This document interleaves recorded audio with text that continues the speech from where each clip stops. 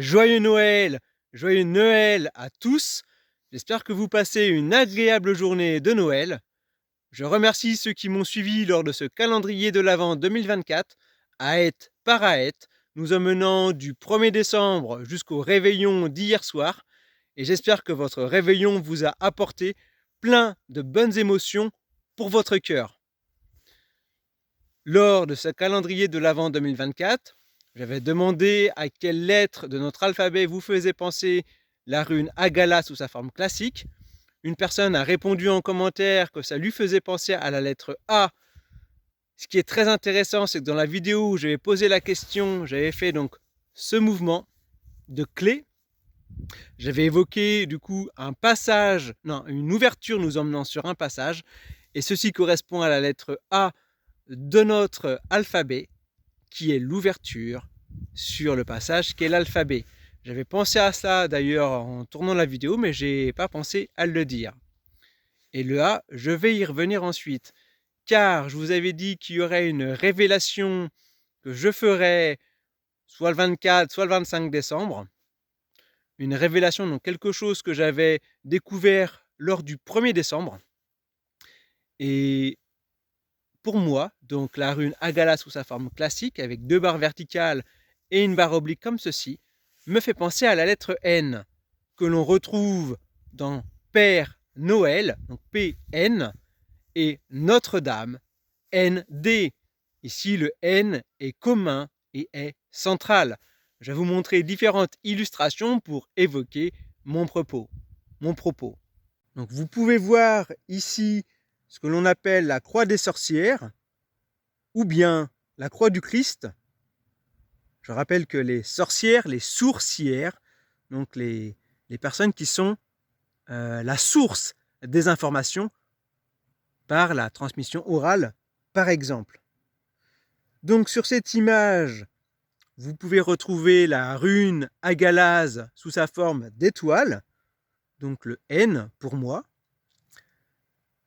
qui est central, comme pour Père Noël et Notre-Dame, on a le N au centre, PN, Père Noël, puis Notre-Dame, ND. On peut voir une grande barre verticale, au bout, tout en haut, une petite boucle, donc ça fait penser à la lettre P. Et si on regarde que la partie haute, ça nous fait penser plutôt à un D. Donc on retrouve le P du Père et le D de la Dame.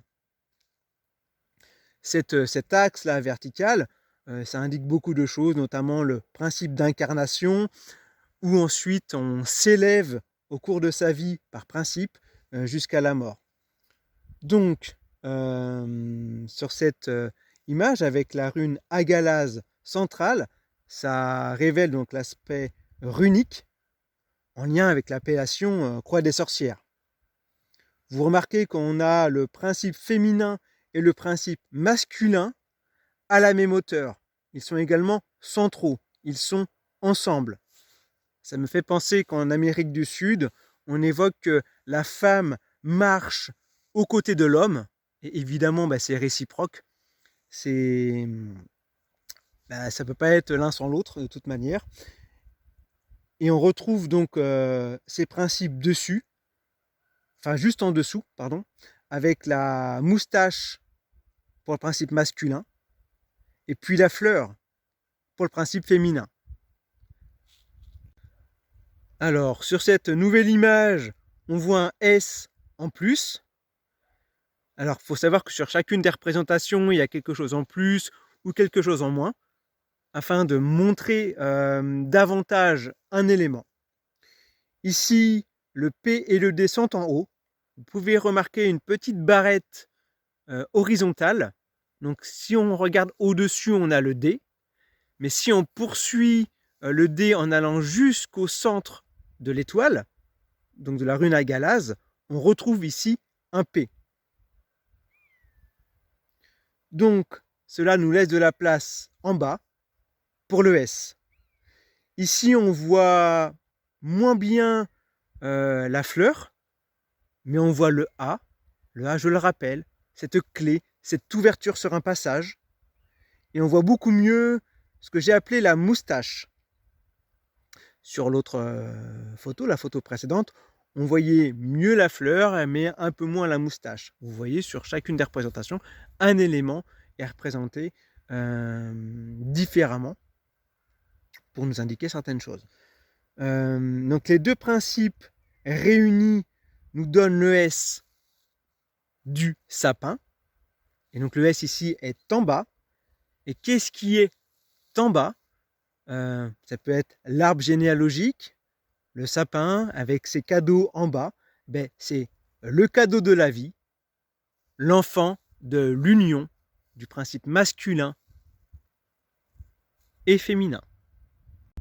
Et donc on retrouve ici l'appellation croix du Christ.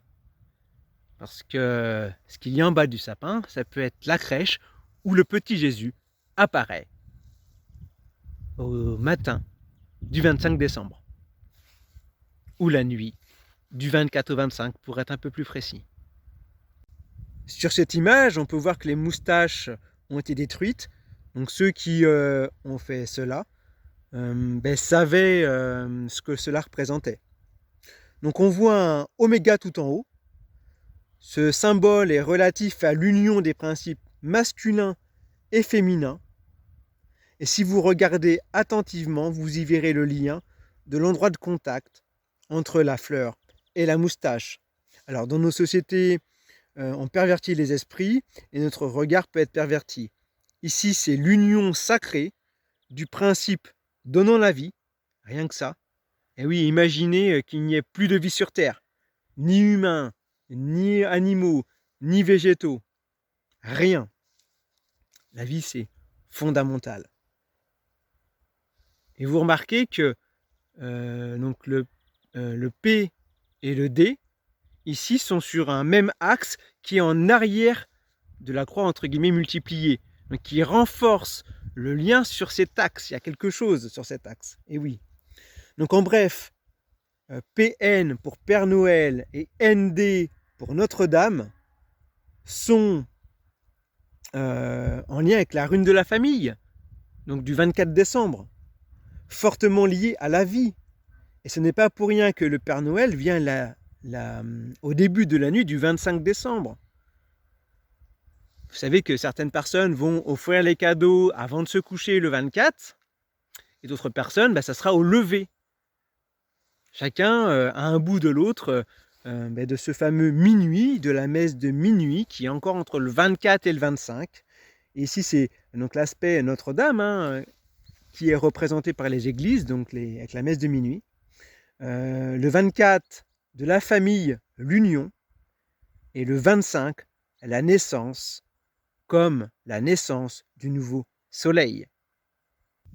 Maintenant, vous comprenez davantage ma vidéo sur le lien entre les églises et les chênes. Et les églises représentant le principe féminin par leur beauté et leur grâce. Les chênes représentant le principe masculin plus sur l'aspect robuste et puissant. Que ces révélations sur la croix de vie vous émerveillent. Donc, j'ai parlé de croix des sorcières, croix de Christ, la croix de vie. Et bon, ce n'était pas voulu. Alors, je vous fais profiter du paysage parce que je n'ai pas envie de couper cette vidéo pour vous montrer quelque chose. Vous savez aussi, les triplettes, pour ceux qui ont suivi le calendrier de l'Avent 2024. Alors, donc, croix de vie, croix des sorcières, croix du Christ. Et nous sommes au niveau de la croix blanche. Et encore une triplette avec le 9, qui est le numéro de la rune Agalaz. Magnifique. Donc que ce Noël soit pour vous le lever de votre renaissance, vous permettant de vivre une année, donc de Noël à Noël, vous permettant d'acquérir davantage votre pouvoir. Et pour le mot de la fin, je vais me remettre sur le beau paysage.